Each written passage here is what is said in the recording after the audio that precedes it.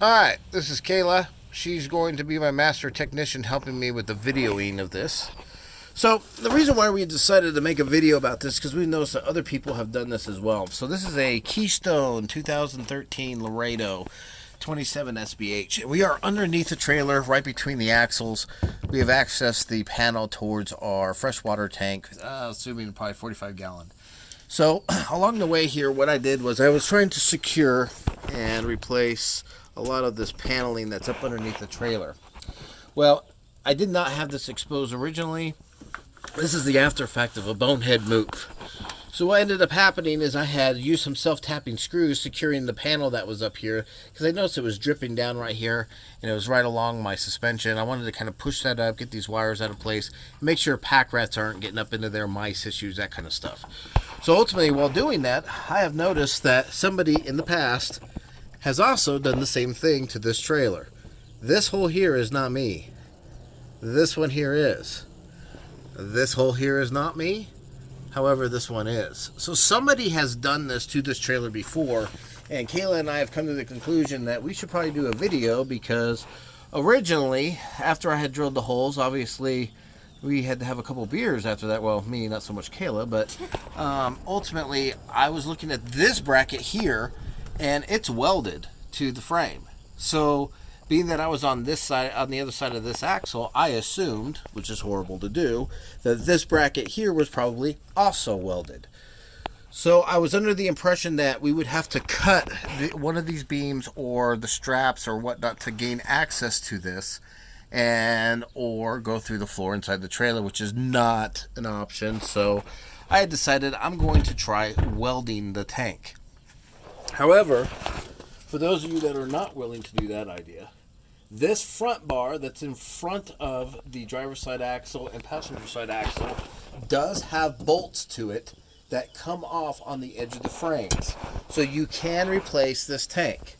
Now, I should have known that from the get-go, because upon pulling the panel down after I started seeing water come out, I noticed that this tank, in fact, has actually already been replaced. So they did not weld on the other side like we did. They just replaced the tank.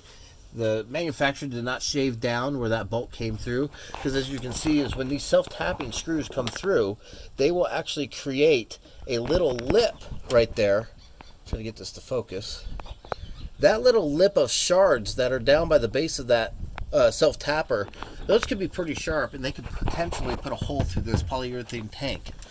So the key thing is, we're going to make this as short as possible. I just wanted to kind of give you an explanation of what's going on, so that if this is not the video you're looking for, you can move on. I am going to try plastic welding these two holes that I've put into this tank, and I'm going to show you some of the steps that we take in order to fix this, so that you aren't tackling by taking this frame off and making the same mistakes that the dealer made when they did it to whoever had drilled the holes originally, where they didn't put the wires through like they're supposed to. They basically made them go on the wrong side of this. They punctured some holes inside the ventilation, amongst all kinds of other things that are kinked and just not the way they're supposed to be in this trailer. So this video will be specifically for fixing holes that have been put into the 2017 Keystone Laredo S27 SBH, and plastic welding of a tank. As long as it's a flexible tank, it's not brittle. I'm going to show you how to do that, and trial and error, I'll show you some steps I take just to protect it. Okay, Kayla, what are you grabbing me? The sanding. Sanding. So get a sanding block. It's pretty fine grit. 180 grit, 320 grit. You're going to want to use that to just basically clean up your area. What we have done is we have not removed any of the structure stuffs of this tank, other than that block that basically holds that tank in place, that is going to be mounted like right about here. We've taken that out so we can actually slide the tank over towards the passenger side, so I can access the area in where the holes went through. And as you can see, the hole is right here. This tank, believe it or not, is pretty thick. I mean, you're looking at it's a very well-built tank. It's fairly thick. Welding this should not be an option. It should not be a problem. And you have plenty of options in how do you want to do that. My recommendation, what we're going to do is we're going to first sand this down real quick. And ultimately what you're going to want to use, you're going to use your 180 grit. Kind of push up on the tank. Score it up real good. get any debris off of both sides. And the next step will be blow it off, and we'll kind of clean it off from there. So Kayla's trying to come up with some, what we're going to call this video. I was thinking bonehead RVer, but Kayla said some technical terms. So basically, here's a hole. I've sanded this down. As you can see, that's a pretty thick tank. It's equally as thick as this piece of metal bar that it sits on. So plastic welding this should not be too much of an issue. You shouldn't have to worry about blowing through it too easily. So these both have been sanded down. You just want to score it up so you can get a good seal on it. And the welder that we got, you got that welding box, baby? Yeah. So the welder that we got, we went to Harbor Freight. And I know everyone's going to basically say all the bad things about Harbor Freight. Let me see that box real quick, baby. Just want to show them the cover. So what we got was for $12 right now at Harbor Freight. We got the plastic welding kit. It comes with the welding rod and whatnot and all you need for $12. Hey, if it ends up working, great. So what we're going to do is we're going to get that heated up, and what we're going to be plastic welding are going to be these two holes. Now when you slide that tank, Kayla, go ahead and show what we kind of push past. There's I think it's on this side actually. Oh yeah.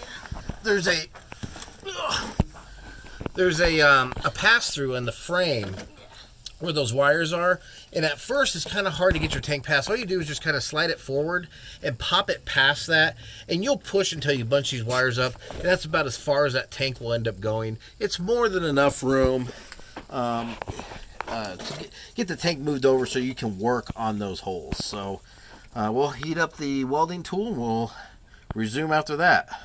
Okay, we're back with the Laredo. So some of the tools you're going to want is you're going to want the welding kit, which I'll show you here in a little bit. Another thing you're going to want is flex tape. I decided to get clear. Black will be fine. I just went with clear. You want to get some spreaders, because we're going to ultimately end up using the plastic bonder as well on this trip down memory lane. And we're also going to use aluminum foil tape. That's going to be fixing our heater vent that got damaged when somebody had replaced this tank for doing the same bonehead thing. So I do recommend, and I do highly suggest, you practice with this welder before you decide to start on your tank. Ultimately, I took a pet safe door, and it's a light plastic. It's a polypropylene plastic, and started using these rods on it and practiced my welding skills on it. It's not real difficult, but it does take some finesse to figure out how to do it, different techniques you can do, and so on. I made sure to put holes through it first, and ultimately started toying around with it. As you can see, different methods that I tried. Now, mind you, I welded it this way. We are welding something that's going to be upside down, so the reaction might be slightly different. This one here, I tried blending the alike plastic in the surrounded area by pushing it into the hole. That's an idea. Other ones, I tried mixing it more, using just the plastic. And I'll tell you, I took a hammer and I beat on this for a while. This does not come off. I mean, it is a solid seal for the welder. So we'll see how that works. Okay, we're back under. And I got my plastic welding rod heated up. Give it about 10 minutes. And we're going to start working on this. So I'll get everything set up, and I'll have Kayla videotape it. We'll see how it goes. Alright, so the Harbor Freight one comes with a little stand to kind of keep it up out of place. You want to keep your wire brush with you, and then your welding rods. Probably pull them out of their slip here so that you have access to them. You're probably only, for these two small holes, I doubt I'll even go through a quarter of one, maybe half of one for these holes. So just waiting for my assistant to come back, and then we will get started trying this out. Okay, Kayla, we got one of them welded using the plastic. It looks pretty good. You need to wait for it to completely cool. It's still warm. It went on pretty easy. It's not bad, and the plastic's pretty thick. So We're going to let that sit, and then I'm going to try to peel it off if I can. Make sure that the plastics are adhering to the same, because the Harbor Freight one doesn't say what kind of plastic that is. I'm assuming it's polypropylene plastic, same as what we have up here, but it's really hard to say for sure. And I'm not a plastic expert. I'm sure people will make comments telling me I'm wrong, but either way, I just want this to work. So I'll have Kayla videotape this one, practice it on the other one.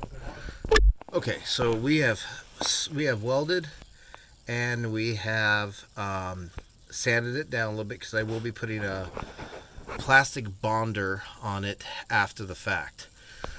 So it's hard as a rock. It's not coming off.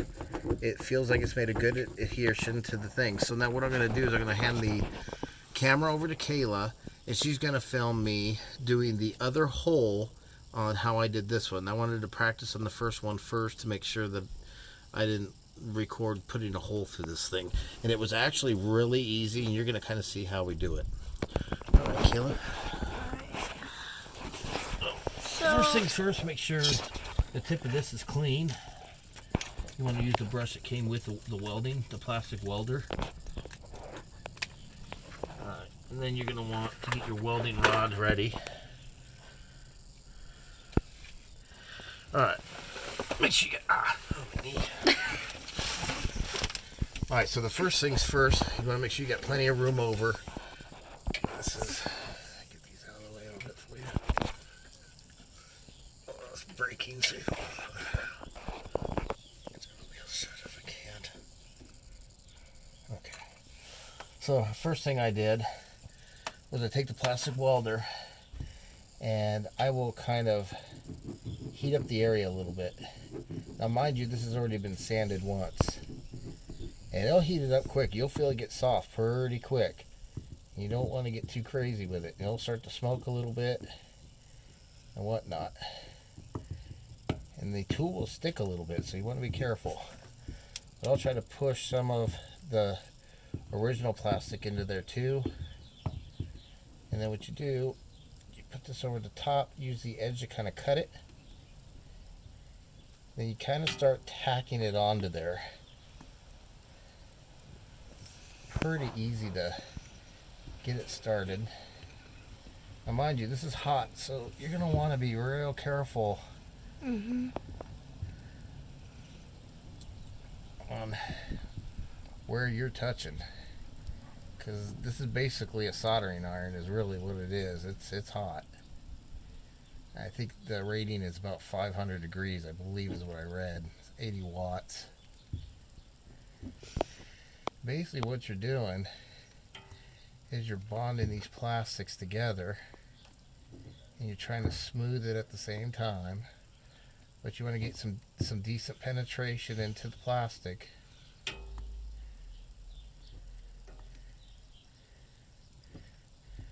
just don't want to get it too deep. So as you can see, it's pretty easy to work with. Just be patient with it. Keep it nice and hot so that you know you got some good penetration. If you can get a little bit of that plastic to mix in, that's even better.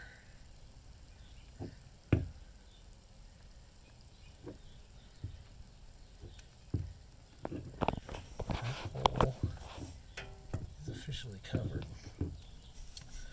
So what we'll do is I'll let that cool. Well, after I do that, you want to pull your welder away, and you want to brush off any of that plastic, because the burnt plastic is not good. It won't adhere as well. So you want to get any burnt off there, because what we're going to do is after this tank cools right here a little bit, we're going to go over it one more time with a little bit more of the plastic welding rod, and just make sure that we got a good solid seal on it. As you can see, this side actually turned out better than my first one. This is with just put my hand near it, I can still tell it's warm. This one's cool. Once it's cool to the touch, or it's the same temperature as your tank, it's set. It's good to go, and you don't have to worry about it anymore. It's sealed as good as it's gonna get. But like I said, I went over this one twice and then sanded it down. We're gonna do the same with this one. This one I did a little bit better job. The more you do it, the better you get. But this won't come off. It's hard. Yeah, it's hard, and I think it's probably more sturdy than the original portion of the tank. Now, Yes. if you did have a larger hole here, you could use, it came with wire mesh, and you use that wire mesh on there for a larger hole. But I'm dealing with holes that are very small. I'm not worried about any kind of structure integrity of the unit itself. Plus, it's going to be supported by this bar. But we'll start the video back up here in just a minute. But that's where we're at this point. It looks pretty good. It's not pretty, but it's solid. It feels like it's going to work. We'll start back up when we do the second layer on this. Okay, Kayla's gonna go over this one more time. I've allowed it to cool for about 2 or 3 minutes. So basically what I'm gonna do is I'm gonna take this welding iron and I'm gonna kind of get along the outsides a little bit and do some filling in. You can cut this a little bit prior to with this welder, just so you're not heating up the other plastic too much. Like I said, you gotta mind yourself that I am upside down. And you don't want to sit right underneath it because you don't want that plastic dropping on you, because this is very, very, very warm. That would hurt. Probably should be wearing eye protection too, but Not with your Oakley sunglasses.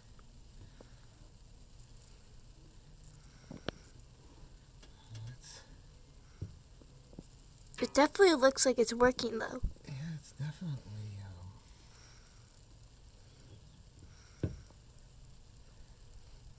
And then when we're done, we're gonna put water back in and see if it worked. Well, we'll probably do every stage of it first. I don't think. Just mind you that your arms, all the blood's coming out of your arms doing this, so hopefully you're somewhat ambidextrous like I am, because my right arm is done already. If you see, I have it kind of canted off to the side a little bit, sort of like a blade, and just kind of smoothing it out. I just want to get a nice, you don't want to have any little pockets in there where it's going to subsequently potentially leak. We'll go on the outside here a little bit, even though I know that's not where the hole is. I just want to get a good solid base to this. Just kind of blend this all together. It's actually very easy. Anyone that is somewhat knowledgeable about being somewhat handy can do this. This is not a difficult task whatsoever. As long as you're patient, you just kind of take your time with it. It's actually not bad at all.